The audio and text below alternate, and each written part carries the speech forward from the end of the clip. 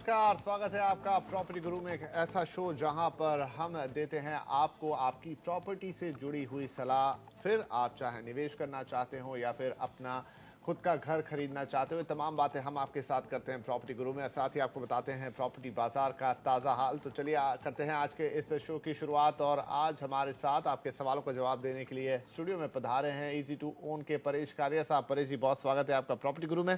तो आइए परेश जी के साथ शुरुआत करते हैं इस सवाल जवाब के सिलसिले की। लेते हैं अपने पहले कॉलर को, जो कि है विवेक पोवले साहब, पुणे से कॉल कर रहे हैं। विवेक जी, पूछिए अपना सवाल। नमस्कार परेश जी। मैं पुणे में इन्वेस्टमेंट करना चाहता हूँ। मेरा बजट है 40 to 50 lakhs और मैं थोड़ा सा कंफ्यूज हूँ कि बाणेर या फिर केशव नगर मुंडवा उस तरफ मैं फ्लैट लेना चाहता हूँ। बाणेर में 1 BHK आता है और केशव नगर में 2 BHK। सो आपका इसके ऊपर क्या सजेशन होगा? पूना का मेन इकोनॉमिक ड्राइवर आज है आईटी इंडस्ट्री, जो कि पूना ईस्ट में और वेस्ट में कॉन्सेंट्रेटेड है। ईस्ट में जो एरिया है खराड़ी और Hadapsar, which are major IT hubs, और वेस्ट में आपका हिंजेवाड़ी है। तो आपने ये एक जगह जो चुनी है वो ईस्ट में है, केशव नगर मुंडवा, और दूसरी जगह बानेर में है। तो ये दोनों लोकेशन सही लोकेशन है।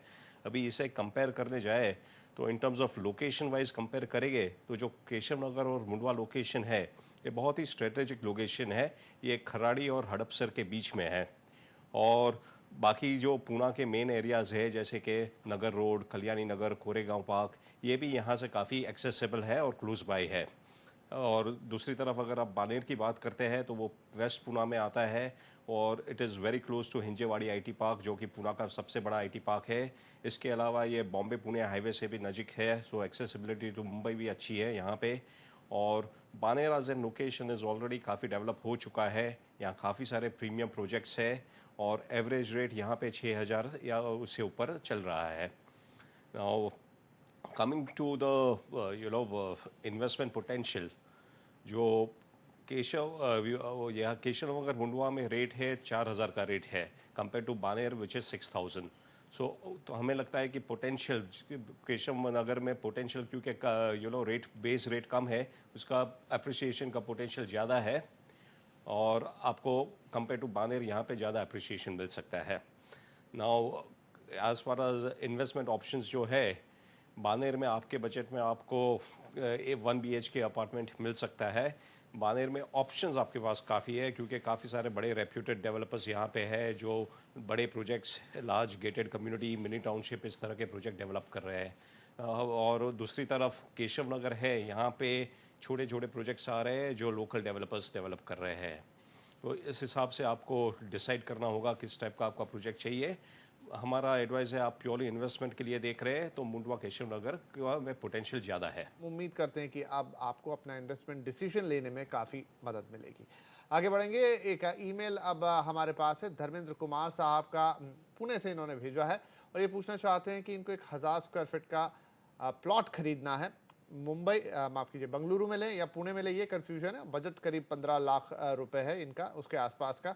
तो अब एक प्लॉट खरीदना है यहाँ पर परेश जी, उसके लिए पुणे बेहतर शहर होगा या लैंड एप्रिसिएशन बंगलुरु में ज़्यादा होगा? 15 लाख रुपए का बजट है। पूना में देखिए प्लॉट्स इतने पॉपुलर है नहीं, पूना में फ्लैट्स का कॉन्सेप्ट ज़्यादा है। तो अगर ये प्लॉट्स देख रहे हैं, इनके पास ऑप्शंस लिमिटेड हो गए और ये बजट में उन्हें अगर नॉन एग्रीकल्चर प्लॉट चाहिए, रेजिडेंशियल प्लॉट चाहिए, तो पूना सिटी में तो मिलना मुश्किल होगा। उन्हें थोड़ा बाहर जाना होगा, जैसे कि तालेगांव। यहाँ पे काफ़ी रेप्यूटेड डेवलपर्स एनए प्लॉट्स बेच रहे हैं और उनके बजट में इनको मिल सकता है। अगर ये प्योरली इन्वेस्टमेंट देख रहे हैं तो पूना में हिंजेवाड़ी आईटी पार्क है, उसके आसपास काफ़ी सारे विलेजेस हैं जहाँ पे इनको एग्रीकल्चर प्लॉट्स मिल सकते हैं और ये काफ़ी रीजनेबल प्राइस में मिल सकते हैं। और यहाँ पे ये इस विलेजेस को पिंपरी चिंचवड़ म्यूनसिपल कॉर्पोरेशन में मर्ज करने की अभी बात चल रही है। अगर वो हो जाता है तो यहाँ पे प्राइस भी काफ़ी बढ़ सकते हैं और ये बिल्कुल हिंजेवाड़ी आईटी पार्क से बिल्कुल करीब है। बहरहाल इसी के साथ वक्त हो गया एक छोटे से ब्रेक का, लेकिन अभी बहुत सारे सवाल बाकी हैं, बहुत सारे जवाब बाकी हैं, तो आप भी कहीं मत जाइए। हम तुरंत हाजिर होते हैं इस छोटे से ब्रेक के बाद।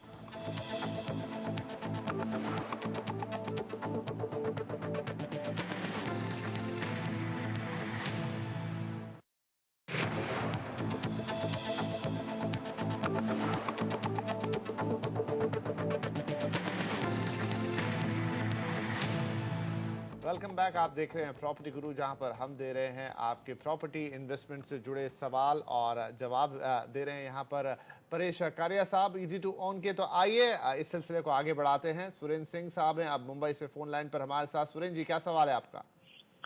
सर मुझे 20 लाख रुपए की इन्वेस्टमेंट करनी है। मुझे समझ नहीं आ रहा कल्याण, बदलापुर या Karjat, which will be a better option? जी, तो ये इन्वेस्टमेंट पर्पज से ही आप 20 लाख रुपए लगाना चाहते हैं। अब कल्याण, बदलापुर या फिर करजत, तीनों में से कहाँ निवेश करें? तो जी पूछना चाहता हूँ कि करजत ज्यादा सही होएगा या बदलापुर ज्यादा बेटर होएगा? जी बिल्कुल। तो यहाँ पर सर करजत या फिर बदलापुर, दोनों में से कौन सी जगह अच्छी रहने वाली है और 20 लाख रुपए का बजट है?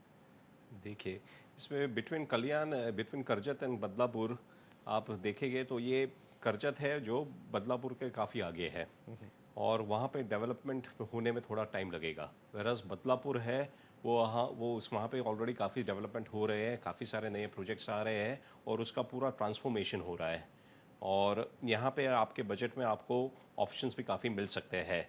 So between Badlapur and Karjat हमारा सजेशन यही रहेगा कि आप बदलापुर में देखिए। ये ऑलरेडी एक वेल एस्टेब्लिश्ड रेसिडेंशियल जोन है, यहाँ पे सोशल इंफ्रास्ट्रक्चर भी है, स्कूल्स, कॉलेजेस, हॉस्पिटल्स वगैरह ऑलरेडी मौजूद है और नए प्रोजेक्ट्स आने के कारण यहाँ पे और भी आगे लिवेबिलिटी इंप्रूव हो सकती है।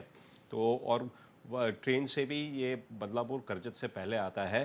तो ऑल ये सब देखते हुए यहाँ पे शॉर्ट टर्म में 2 से 3 साल के लिए अगर आप देख रहे हैं तो Badlapur is a much better option. यहाँ पे आप एक पोद्दार ग्रुप का एवरग्रीन समृद्धि प्रोजेक्ट है जहाँ पे आपके बजट में आपको 1 BHK as well as 2 BHK options आप देख सकते हैं। चलिए सुरेंद्र जी, तो यहाँ पर अब आपके लिए शायद चॉइस क्लियर होगी कि बदलापुर और करजत दोनों में से आपको चूज करना है। तो बदलापुर आपके लिए एक बेटर ऑप्शन होगा। कुछ हाउसिंग ऑप्शंस भी वहाँ पर आपको दे दिए हैं परेश जी ने। तो एक बार जरूर जाइए बदलापुर, देखिए और चीज़ों को समझिए और अपने अच्छी तरह से ड्यू डिलिजेंस करने के बाद जरूर निवेश करें। आगे बढ़ेंगे। अब हमारे साथ हैं वरुण कुमार साहब, अपना प्रश्न पूछना चाहते हैं। वरुण जी, पूछिए अपना सवाल। सर, मैं ये जानना चाहता था कि 30 लाख रुपए का इन्वेस्टमेंट करना है मुझे जी, और टिटवाला और बदलापुर के बीच में, इन दोनों के बीच में आप क्या रिकमेंड करेंगे मुझे जी फॉरेन इन्वेस्टमेंट? और मेरा पीरियड है लगभग 3 साल से 5 साल तक का, मैं देख रहा हूँ इन्वेस्टमेंट को। जी जरूर। तो 20 से 30 लाख रुपए निवेश करना चाहते हैं वरुण कुमार साहब। बदलापुर की बात अभी हमने की, लेकिन इस बार कंपैरिजन कर रहे हैं टिटवाला के साथ। तो अभी भी आपको लगता है कि बदलापुर ही बेहतर ऑप्शन होगा और 5 साल का होराइजन इनके पास है? राइट। देखिए, टिटवाला जो और बदलापुर है ये दोनों कल्याण के बाद आते हैं। जो टिटवाला है वो कल्याण के बाद कसारा वाला जो लाइन है, रेलवे लाइन, उस पे आता है और बदलापुर करजत वाली लाइन पे आता है। और टिटवाला में डेवलपमेंट लिमिटेड है, वहाँ पे रेट भी थोड़े कम है लेकिन वहाँ पे डेवलपमेंट कम है कंपेयर टू दैट। बदलापुर में काफ़ी सारा, जैसे हमने डिस्कस किया पहले, वहाँ पे काफ़ी सारा डेवलपमेंट हो रहा है और कल्याण के बाद हमें लगता है कि सेंट्रल साइड पे जो नेक्स्ट डेस्टिनेशन होगा, रेसिडेंशियल डेस्टिनेशन, वो बदलापुर इमर्ज करके आएगा। तो बिटवीन टिटवाला एंड बदलापुर हमारा रिकमेंडेशन यही रहेगा कि आप बदलापुर में देखिए। वहाँ पे इंफ्रास्ट्रक्चर डेवलपमेंट भी हो रहा है, हमने देखा है कि लिवेबिलिटी तो है ही, और अपार्ट फ्रॉम दैट यहाँ पे एम्प्लॉयमेंट अपॉर्चुनिटीज़ भी ज़्यादा है क्योंकि MIDC है, काफ़ी सारी मल्टीनेशनल कंपनीज़ के, फार्मा कंपनीज़ है, उनके प्लांट्स है। तो आगे चल के बदलापुर का पोटेंशियल ज़्यादा अच्छा है। और यहाँ पर प्रॉपर्टी गुरु में वक्त हो गया एक छोटे से ब्रेक का। ब्रेक के बाद भी हम आपसे बातचीत करते रहेंगे, कहीं मत जाइए।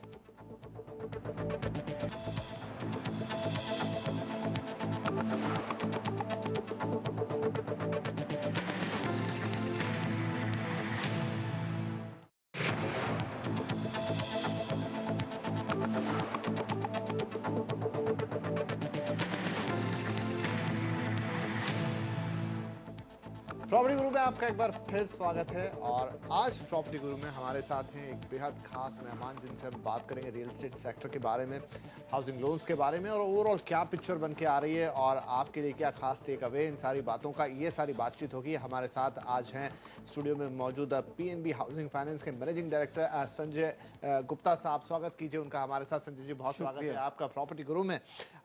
पहला सवाल हम आपसे यही पूछना चाहेंगे कि रियल एस्टेट सेक्टर जिसने हाल फिलहाल में बहुत अच्छा वक्त नहीं देखा है, इस वक्त स्थिति क्या है जब हम नए साल में आ गए हैं और आगे आपको कैसा लग रहा है? मेरे ख्याल से इस वक्त बहुत ही एक स्टेबल फेज है और ये रहेगा 2-2.5 साल।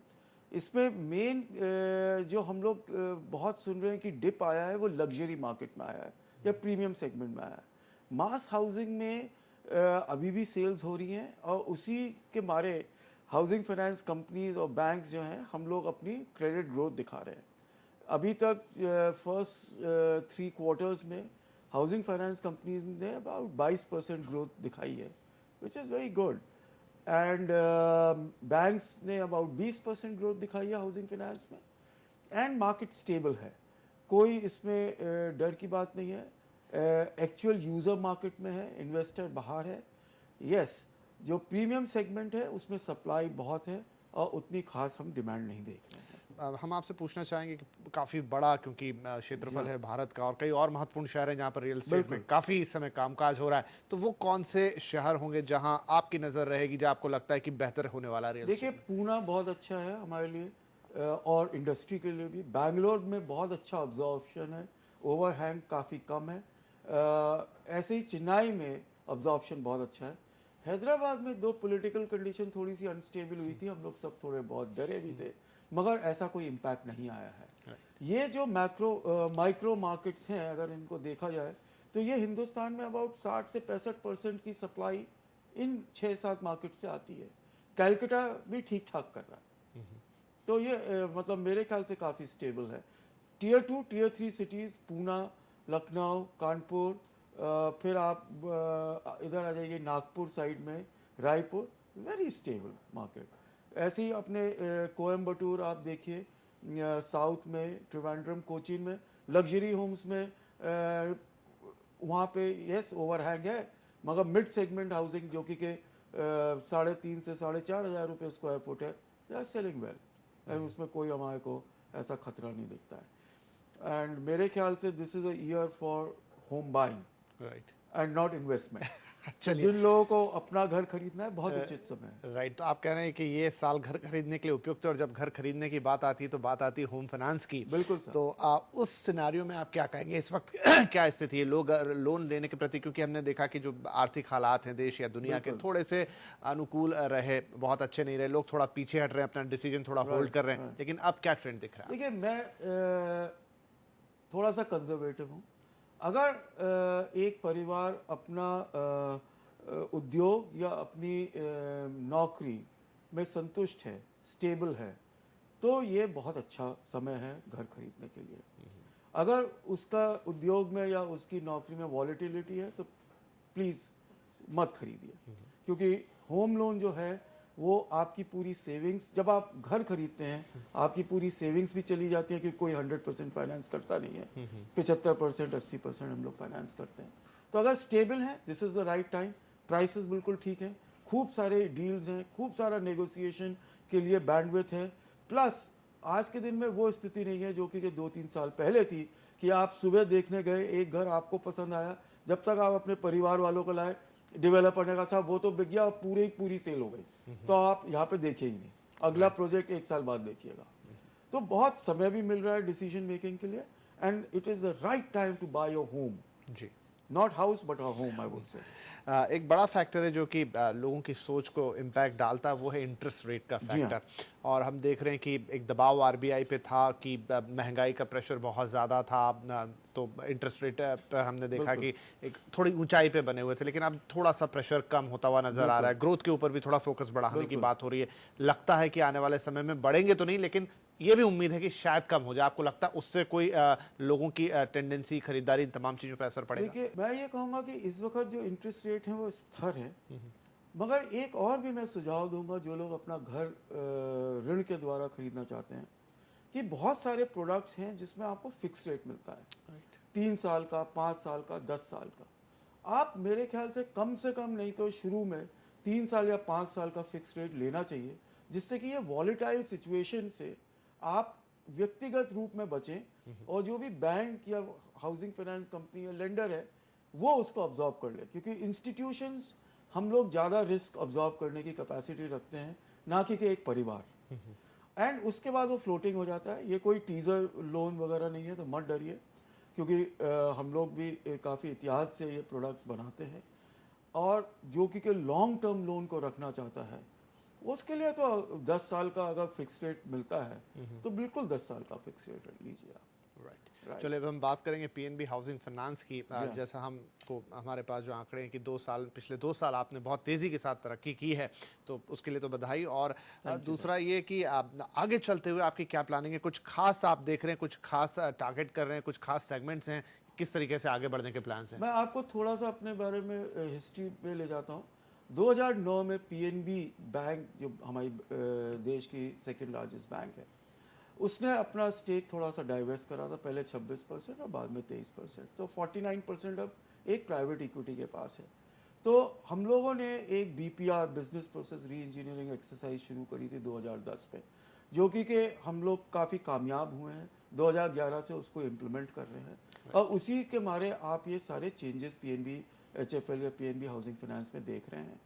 हम लोगों ने अपने बैक एंड प्रोसेसेस बहुत स्ट्रॉन्ग करे हैं, इंफ्रास्ट्रक्चर बहुत स्ट्रॉन्ग करा है, अपने सिस्टम्स बहुत स्ट्रॉन्ग करें। हमारे जो लोग हैं वो मार्क टू मार्केट इंडस्ट्री के लोग हैं अब, जो कि मॉर्गेज इंडस्ट्री में बहुत सालों से, जैसे अब मैं ही हूँ, पिछले 25-26 साल से केवल एक इंडस्ट्री में हूँ।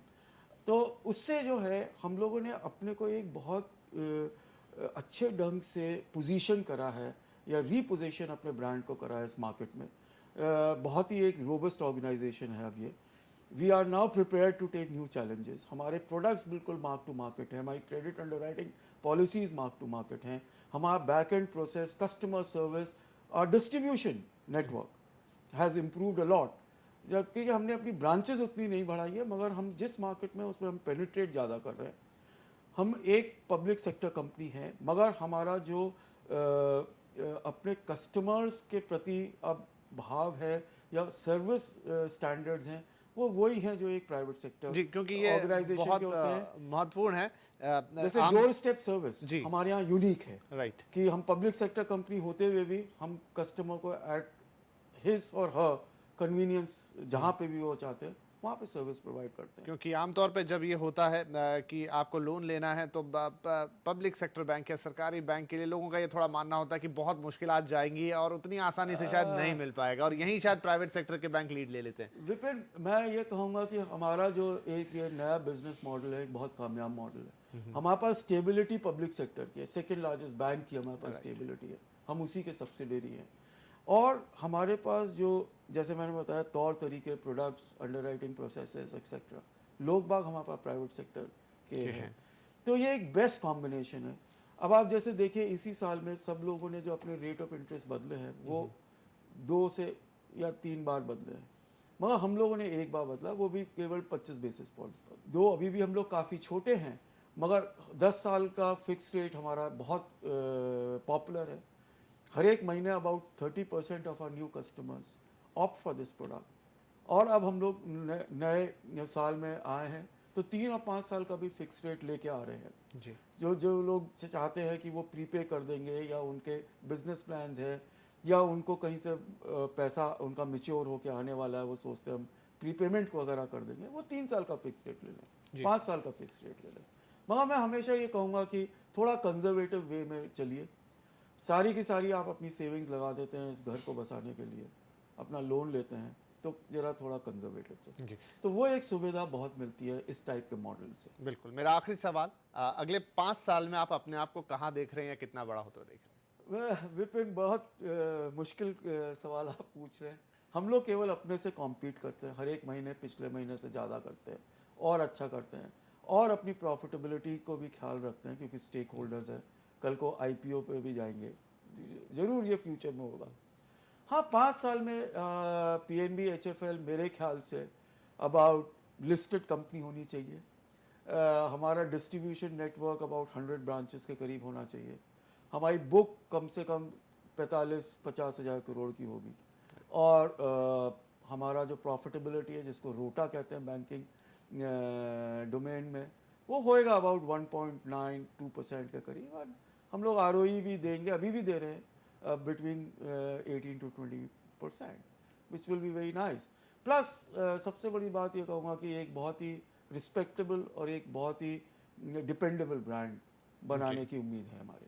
चलिए, हमारी तरफ से आपको बहुत शुभकामनाएं इन तमाम Thank you, sir. लक्ष्यों के लिए, और हम भी धन्यवाद। उम्मीद करेंगे कि जो लोग लोन लेना चाहते हैं, जो आगे घर खरीदने का मन बना रहे हैं, उनको भी पीएनबी ये जो प्रयास कर रहा है, पीएनबी हाउसिंग फाइनेंस लिमिटेड, उससे उनको भी सहायता मिले और अपने घर खरीदने के सपने को पूरे कर पाएं। और आज हम उम्मीद करते हैं कि इस चर्चा से आपको काफ़ी लाभ होगा और बहुत सारी बातें आपने यहाँ सीखी होगी। मार्केट सिनेरियो तो हमने आपके सामने रख ही दिया है। तो इसी के साथ प्रॉपर्टी गुरु के इस एपिसोड को यहीं खत्म करते हैं। अगले हफ्ते फिर मिलेंगे, तब तक के लिए नमस्कार।